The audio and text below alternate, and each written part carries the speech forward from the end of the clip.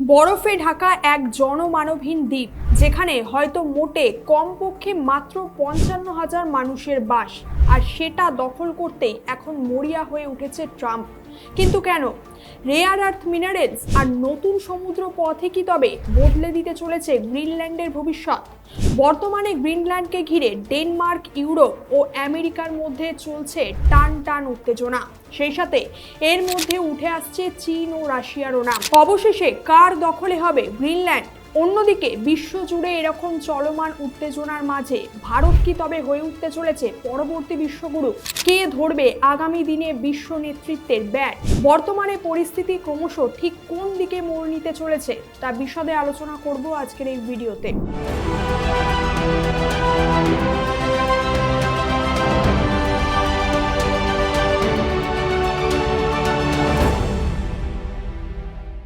Greenland নিয়ে তৈরি হওয়া বিতর্ক বা দ্বন্দ্বের বিষয়ে জানতে গেলে প্রথমেই আমাদেরকে আগে এর ভৌগোলিক অবস্থানকে ভালো মতো বুঝতে হবে। গ্রিনল্যান্ড হলো উত্তর মেরুর কাছে অবস্থিত একটা বিশাল বরফে ঢাকা দ্বীপ। এর কৌশলগত অবস্থান আমেরিকা, ইউরোপ এবং রাশিয়ার ঠিক মাঝখানে। কোল্ড ওয়ারের সময় থেকে আগাগোড়ায় আমেরিকা একে একটি সামরিক ঢাল হিসেবে ব্যবহার করতে চেয়েছে। তার কারণ, গ্রিনল্যান্ড দখলে থাকলে আমেরিকা খুব সহজেই রাশিয়ার দিক থেকে আসা মিসাইল শনাক্ত করতে পারবে এবং প্রয়োজনে পারমাণবিক হামলাও চালাতে পারবে। যদিও আমেরিকার এই গ্রিনল্যান্ড দখলের লড়াই প্রথম নয়। এর আগে আমেরিকা প্রায় ১৫০ বছর ধরে গ্রিনল্যান্ড কেনার চেষ্টা করেছে। ১৮৬৮ সালে আলাস্কা কেনার পরপরই উইলিয়াম হেনরি সিওয়ার্ড এটি কেনার প্রস্তাব দিয়েছিল। এরপর ১৯৪৬ সালেও প্রেসিডেন্ট হ্যারি ট্রুম্যান $১০০ মিলিয়ন প্রস্তাব দিয়েছিল, যা ডেনমার্ক প্রত্যাখ্যান করে দিয়েছিল। তবে ১৯৫১ সালে এক চুক্তির মাধ্যমে আমেরিকা সেখানে ঠুলে এয়ারবেসও তৈরি করেছিল। এখানে একটা ইন্টারেস্টিং ফ্যাক্ট হলো, আমেরিকা এবং ডেনমার্ক দুই দেশই ন্যাটোর সদস্য। ডেনমার্ক জানিয়েছে আমেরিকা আক্রমণ করলে তারা ন্যাটোর আর্টিকেল 5কে সক্রিয় করবে, যার অর্থ হলো সব সদস্য দেশ মিলে আমেরিকার বিরুদ্ধে যুদ্ধ করা। অন্যদিকে এর পাল্টা ট্রাম্পের ডুমসডে প্লেন প্রদর্শন এবং প্রতিরক্ষা বাজেটের অস্বাভাবিক বৃদ্ধি ইঙ্গিত দিচ্ছে যে আমেরিকা প্রয়োজনে পরমাণু যুদ্ধেরও ঝুঁকি নিতেও প্রস্তুত। এবার প্রশ্ন হলো, ট্রাম্প কেন গ্রিনল্যান্ডকে কবজা করতে চাইছে? এর মূলত 4টি কারণ রয়েছে। এর মধ্যে এক, রেয়ার আর্থ মিনারেলস। আগামী 50 বছরের মধ্যে আমাদের সমগ্র বিশ্বের প্রযুক্তির বাজারে রাজা হয়ে থাকবে তারা, যাদের কাছে এই রেয়ার আর্থ মিনারেলসের বিপুল ভান্ডার বা রিসোর্স থাকবে। আর খবর পাওয়া যাচ্ছে যে বর্তমানে গ্রিনল্যান্ডে রয়েছে বিপুল পরিমাণ রেয়ার আর্থ মিনারেলসের ভান্ডার। তাই খুব স্বাভাবিকভাবে ডোনাল্ড ট্রাম্পের নজর এখন গিয়ে পড়েছে গ্রিনল্যান্ডে। 2, এনার্জি রিসোর্সেস বা জ্বালানি সম্পদ। বিপুল পরিমাণে রেয়ার আর্থ মিনারেলসের পাশাপাশি গ্রিনল্যান্ডের রয়েছে প্রায় $4.4 ট্রিলিয়ন এনার্জি রিসোর্স। আর নিজের ঘরের সামনে এত মূল্যবান সম্পদ কেই বা হাতছাড়া করতে চায় বলুন তো? তাই সেই কারণে ডোনাল্ড ট্রাম্পেরও নজর পড়েছে এই দ্বীপটার ওপর। আর সেক্ষেত্রে তা সেখানকার মানুষকে ভুলিয়ে ভালিয়েই হোক বা ব্রেন ওয়াশ করে কিংবা জোর খাটিয়ে, ট্রাম্প এই দ্বীপটা দখল করতে এখন একেবারেই মরিয়া। 3, রাশিয়া ও চীনের প্রভাবকে ঠেকানো।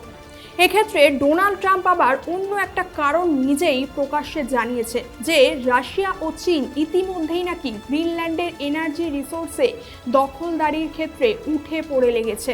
তাই চীন ও রাশিয়ার কুনজর থেকে গ্রিনল্যান্ডকে বাঁচাতেই নাকি এটিকে নিজের দখলে নিতে চাইছেন ট্রাম্প। 4, নতুন সমুদ্রপথ।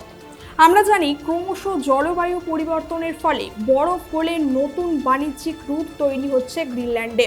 আর সেই কারণে বাণিজ্যিক ক্ষেত্রে সুবিধার জন্যই এই নতুন সমুদ্রপথকে মোটেই হাতছাড়া করতে চাইছেন না আমেরিকা।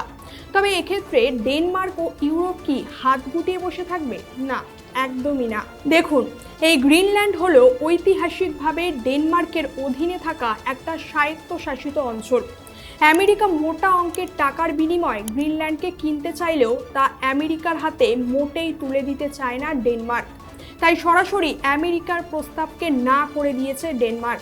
এমনকি আমেরিকার বিরুদ্ধে হুঁশিয়ারি দিয়ে ডেনমার্ক জানিয়েছে যে মার্কিন সেনা যদি গ্রিনল্যান্ডে প্রবেশ করে তাহলে ন্যাটোর সমাপ্তি ঘটবে এবং সরাসরি শুট আউট করতেও পিছপা হবে না তারা। আর সোজা আঙ্গুলে ঘি না উঠলে আমেরিকার ট্যারিফ লড়াই তো এখন নিউ ট্রেন্ড, তা আমাদের কারোর কাছেই আর অজানা নয়। ব্যাস, আমেরিকাও সেই সুযোগে ঘোষণা করে দিয়েছে যে ইউরোপ সহ আরও যে সমস্ত দেশ যারা ইউরোপ আর ডেনমার্কের হয়ে কথা বলতে যাবে কিংবা সমর্থন করবে বা পাশে দাঁড়াতে যাবে এবং এ বিষয়ে আমেরিকার বিরোধিতা করবে, তাদের ওপর 10% ট্যারিফ চাপানো হবে চলতি বছরেরই 1 ফেব্রুয়ারি থেকে। আর তাতেও যদি কোনো কাজ না হয় তাহলে 4 থেকে 5 মাস পর আরও 25% ট্যারিফ চাপাবে আমেরিকা ওই সমস্ত দেশগুলোর ওপর। এমনটা এখন থেকেই হুঁশিয়ারি দিয়ে রেখেছে ট্রাম্প। দেখুন, আগেও বলেছি যে জিও পলিটিক্সে কেউ কারোর পার্মানেন্ট বন্ধু বা শত্রু হয় না। এখানে সময় বদলাতেও সময় লাগে না। তাই এক্ষেত্রে নিজের দেশের ওপর ট্যারিফের বোঝা চাপিয়ে গ্রিনল্যান্ডকে আমেরিকার কবল থেকে বাঁচাতে ডেনমার্ক ও ইউরোপের পাশে আদৌ কোনো দেশ গিয়ে দাঁড়াবে কিনা তাতেও রয়েছে যথেষ্ট সন্দেহ। অন্যদিকে আমেরিকার এই আগ্রাসিত রূপ গোটা বিশ্বের কাছে ডোনাল্ড ট্রাম্পের শান্তির দূত সেজে থাকা কিংবা আমেরিকার নৈতিক রূপকেও যে ক্রমশ দুর্বল করে তুলছে তা নিঃসন্দেহেই বলা চলে। তবে ইতিহাস সাক্ষী আছে, যখনই কোনো একটা দেশের নির্মমতা এবং একাধিপত্য ও আগ্রাসন বাকি দেশগুলোকে দমানোর চেষ্টা করেছে কিংবা তার চরম সীমায় গিয়ে পৌঁছানোর পর একটা সময় তার বিনাশও হয়েছে। যেমনটা একটা সময় ভারতের ওপর ইংরেজ শাসনেরও অবসান হয়েছিল এবং একটা সময় আমরা দেখেছি যে ইউরোপ এবং ইংল্যান্ড নিজেদের আধিপত্য বজায় রেখেছিল। তবে সময়ের সাথে সাথে তাদেরও ক্ষমতাও ধীরে ধীরে কমতে শুরু করেছিল এবং তারপর বিশ্বের নতুন লিডার হিসেবে উঠে এসেছিল আমেরিকা। ঠিক সেরকমই এবারও ধরেই নেওয়া হচ্ছে যে যখন এক এক করে প্রত্যেকটা দেশের ওপর আমেরিকা এরকম ক্ষমতা ফলাতে শুরু করবে এবং তা চরম সীমায় গিয়ে পৌঁছবে, তখন বিশ্বের দরকার পড়বে আমেরিকার অল্টারনেটিভ লিডার খোঁজা আর আমেরিকার আগ্রাসনের এগেনস্টে এক হয়ে লড়ার। আচ্ছা, এবার আপনার মনে হয়তো প্রশ্ন আসতেই পারে যে আমেরিকা এতদিনে যেভাবে নিজেদেরকে ডেভেলপ করেছে এবং এখনো পর্যন্ত ইকোনমির টপে বসে রয়েছে, তাহলে সেক্ষেত্রে সেই জায়গা নেওয়ার পজিশনে কেই বা আছে আর?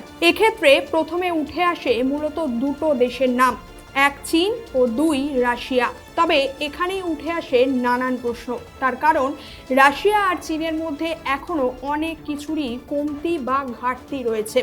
এক্ষেত্রে প্রথমে যদি বলি রাশিয়ার প্রসঙ্গে আসি। রাশিয়ার মধ্যে ঘাটতিগুলো হলো, এক, রাশিয়ার পপুলেশন অনেক কম, দুই, রাশিয়ার ইকোনমিও ক্রমশ ভেঙে পড়ছে, তিন, আমেরিকা দ্বারা পরিচালিত দেশগুলোর ওপর রাশিয়ার টেরোরিজম অ্যাটাক, বিশ্বের বিভিন্ন দেশগুলোর মধ্যে রাশিয়ার বিরুদ্ধে নেতিবাচক মনোভাব গড়ে তুলেছে, চার, এছাড়াও ল্যাঙ্গুয়েজ সমস্যাও রয়েছে রাশিয়ার। অর্থাৎ এই সমস্ত কারণগুলো রাশিয়াকে গোটা পৃথিবীর কাছে ওয়ার্ল্ড লিডার হওয়ার ক্ষেত্রে বাধা দিতে পারে। এবার আসি চীনের প্রসঙ্গে। আমরা জানি চীন বিগত বছরগুলোতে যেভাবে নিজেদের টেকনোলজিকে খুব দ্রুতভাবে এগিয়ে নিয়ে গেছে, সেক্ষেত্রে আগামী দিনে আমেরিকার বড় কম্পিটিটর যে হতে চলেছে চীন, তা নিয়ে কোনো সন্দেহ নেই। তবে এক্ষেত্রে চীনেরও কিছু কমতি বা ঘাটতি রয়েছে, যেমন এক, রাশিয়ার মতোই ল্যাঙ্গুয়েজ সমস্যা, অর্থাৎ সারা পৃথিবীতে খুব একটা বেশি চীনা ভাষায় কমিউনিকেট করতে অভ্যস্ত না। এরপর আসি চীনের প্রসঙ্গে। আমরা জানি চীন বিগত বছরগুলোতে যেভাবে নিজেদের টেকনোলজিকে খুব দ্রুতভাবে এগিয়ে নিয়ে গেছে, সেক্ষেত্রে আগামী দিনে আমেরিকার বড় কম্পিটিটর হতে চলেছে চীন, তা নিয়ে কোনো সন্দেহ নেই। তবে এক্ষেত্রে চীনেরও কিছু কমতি বা ঘাটতি রয়েছে, যেমন এক, রাশিয়ার মতোই ল্যাঙ্গুয়েজ সমস্যা, অর্থাৎ সারা পৃথিবী খুব একটা বেশি চীনা ভাষায় কমিউনিকেট করতে অভ্যস্ত না, দুই, সারা পৃথিবীর সংস্কৃতির সঙ্গে চীন সেইভাবে কানেক্টেড নয়, তিন, চীনের ডেমোক্রেসি নেই, চার, বিভিন্ন ছোট দেশগুলোর সঙ্গে চীনের ট্রাস্ট ডেফিসিট রয়েছে, অর্থাৎ বিশ্বাসযোগ্যতা নেই। সুতরাং সেদিক থেকেও দেখতে গেলে চীনেরও ওয়ার্ল্ড লিডার হওয়ার ক্ষেত্রে এই সমস্যাগুলো বাধা হয়ে দাঁড়াতেই পারে। তাই এরপর স্বাভাবিকভাবেই ভারতের নামই উঠে আসে। বিশ্বগুরু হওয়ার ক্ষেত্রে। তার কারণ গোটা বিশ্বের কাছে ভারতের ভাবমূর্তি এখন খুবই পরিষ্কার। চীন ও রাশিয়ার মতো ভারতের ল্যাঙ্গুয়েজ সমস্যাও নেই, তবে যদিও ইকোনমির দিক থেকে ভারত কিছুটা হলেও এদের থেকে পিছিয়েই রয়েছে। তাই এক্ষেত্রে ভারতের সবচেয়ে বড় চ্যালেঞ্জ হলো অর্থনীতিকে আরও বেশি করে স্ট্রং করা এবং নিজস্ব ইকোসিস্টেমকে আরও মজবুত করা। সুতরাং এর আগেও যেমনটা বললাম যে ইতিহাস সাক্ষী আছে, একাধিপত্যের অহংকার যখনই চূড়ান্ত সীমায় পৌঁছায় তখনই পরিবর্তনের সূচনা হয়। আজ গ্রিনল্যান্ডকে ঘিরে ট্রাম্পের যে আগ্রাসন আমরা দেখছি তা কি আমেরিকাকে ক্রমশ পতনের দিকে ঠেলে দিচ্ছে? এ বিষয়ে আপনার কি মত? আপনার মতামত জানান কমেন্ট করে। আজকের আলোচনা এখানেই শেষ করছি। দেখা হচ্ছে পরের কোনো একটি ভিডিওতে। ধন্যবাদ, সকলে ভালো থাকবেন।